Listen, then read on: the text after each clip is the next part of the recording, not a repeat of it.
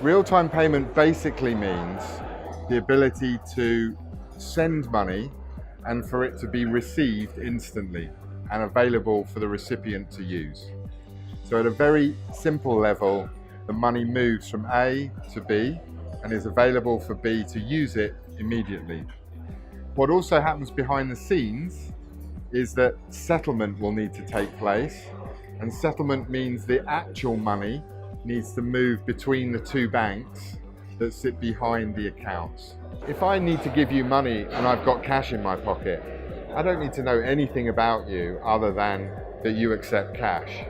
Now, for an electronic payment or a digital payment to be as ubiquitous as cash, we have to make it as easy and simple for me to know very little about you in order for me to pay you money that I owe you or want to pay you.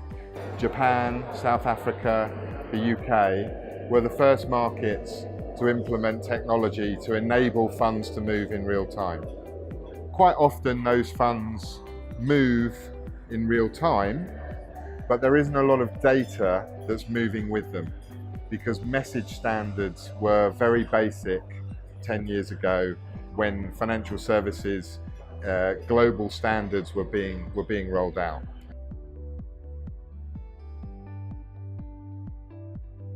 I think financial inclusion is an all-encompassing term, right? I mean, it's not, we term it financial inclusion, but it's so much more. It's the empowerment of the consumer. It's the ability for that consumer to exercise choice.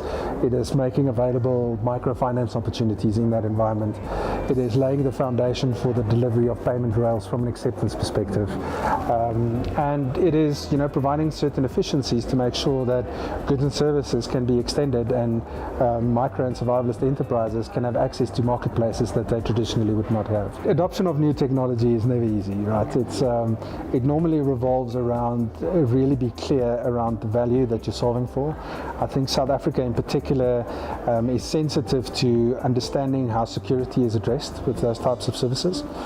But having said that now, with the deployment of Mastercard, which is probably a great case study for digital deployment in South Africa, we've been successful in deploying more than 100,000 sites or enabling 100,000 sites around the country. No cash. A financially included Africa would have to have no cash.